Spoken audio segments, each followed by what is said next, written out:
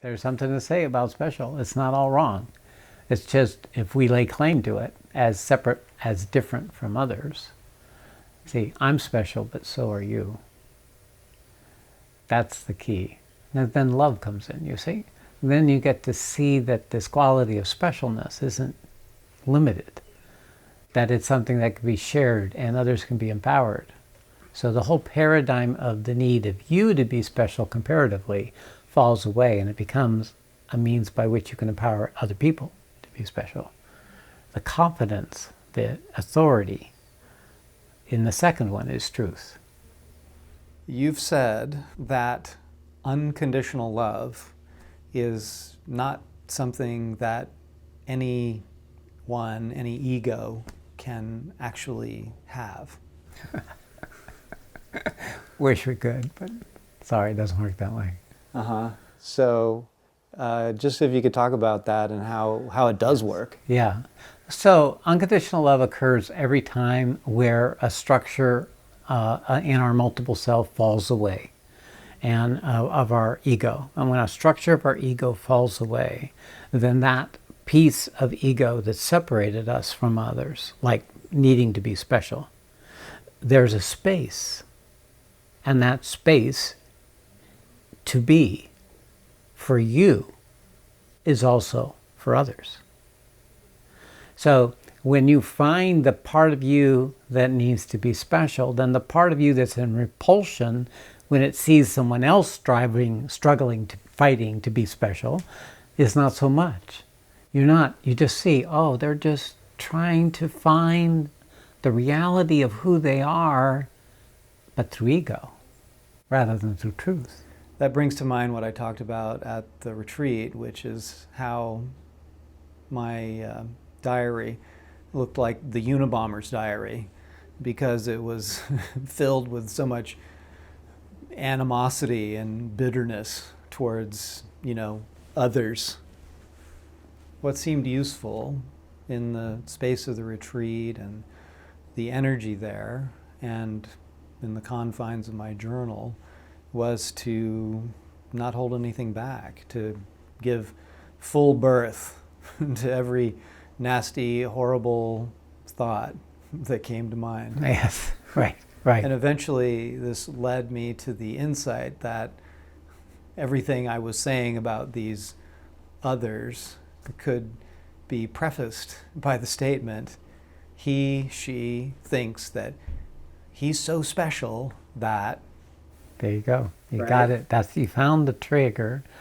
When you discover your own struggling ever to be special, and then that can, for a moment, be spacious or actually start falling away, then this whole conversation falls away about you, and rather it's special. Instead of me special, it's just specialness. And then automatically you can be in that specialness. And that you special is love. So it really is a consequence of ego falling away. It's not that we're doing anything. It's what happens when the doing falls away. So the strategy for getting unconditional love from the point of view of ego is to get it, right? To add it, to somehow add it to you, make a better you. But it's not, it's the opposite. You got to undo you. And then it's what's always, always been there. That's the delight of the universe, to be in its creation. So as we find these things, as we articulate them like you're saying, and you don't leave any nook or cranny unchurned, so that there's no part of your egoic mind that is hiding out from the full realization of the consequences of your need to be special. This is exactly the way you do it. You route out the corners, the little places where ego's hanging out to say, yeah, but then I'm special that I can do this, and you just, no mercy. You kill every last one of them. This is like the Bhagavad Gita, right? You just don't let them lie there wounded. You make sure they're dead. Well, what was so funny too is that at a certain point I realized that the only people at the retreat that I had any awareness of were the ones that were pissing me off, right? There you go. which is not an entirely comfortable thing to come to awareness. So good for you that you saw it. I mean, it's all a reflection of the ability to call it on yourself. And that's the key of it. Is this part of us that can call it on ourselves is the universal part of ourselves. It's the part of our ego that's collaborated with the universal part of ourselves. Because the universe won't have a voice unless there's an ego, right? It can't talk about this thing without an ego, but it's a transformed ego. It's one that's a collaboration with the manifestation of the universe through it. So, and that's, that's what it is to become saintly. That's what it is to become beautiful. That's what it is to become loving. That's what it is. That part of ourselves is just as in every one of us as the collective human error is. All these qualities exist inherent in all of us. The foundational reality of the spaciousness of what we are is the field in which these negative and positive aspects of ego arise. So the field of the truth of us can be expressed negatively or positively. So the idea of the field manifesting then, it has to do with doing it purposely to bring forward the opportunity for the collective consciousness that would allow the rest of mankind to heal its own unmet parts. So there's this, purposefulness in your own individual transformation. And this purposefulness isn't about you per se. It's about really becoming a useful instrument or channel for the world, into the world for the universe. So when we recognize that this process of our own dismantling is for serving the collective consciousness, is for serving the greater good, is for serving that which has initiated this creation in the first place, of which our embodiment is an expression of, and our freeing from this entanglement of this identification with the embodiment is part of it. Then we have a context for our own dismantling. We don't take it quite as personally. Mm-hmm. We're doing it for, we're the 1/7.2 billionth part of the problem. So I'm fixing myself for the world.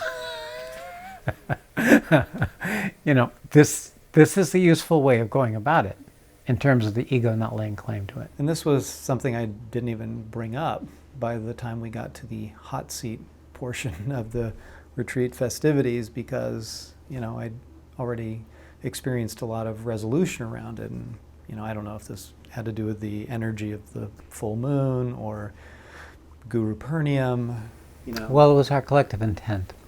That's one thing about the retreat, is I call everybody up to their authority to own being in the retreat, and that aligning their intent with bringing forward a new paradigm for themselves, for a new reality for themselves. So you have a purposeful environment, and then I empower that personal environment. I bring a force in that allows for extraordinary things to happen in that purposeful intent. And therefore, then the whole room, because we're only just expressions of the same one principle, we're expressions of the same one ego, and we're expressions of the same one truth, it starts manifesting in the room. So someone's sitting on the hot seat, it's moving 6 or 7 people, the issue, and 6 or 7 other people in the room.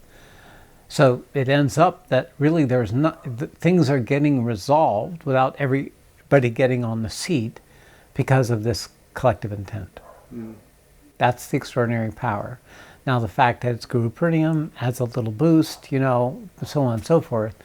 And because it was a Buddhist retreat center, the space, the environment was more conducive. So it allows for it to be more effective, to reach deeper in to the nooks and crannies, because everybody starts matching the consciousness that I carry. So the room starts matching the consciousness that I carry.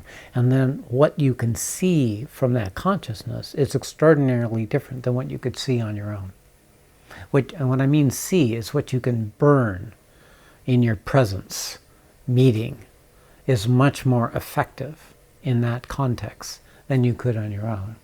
And I do know that once you see a fundamental structure, it's permanently disassociated from your identity, even though the habit of the identity can come back.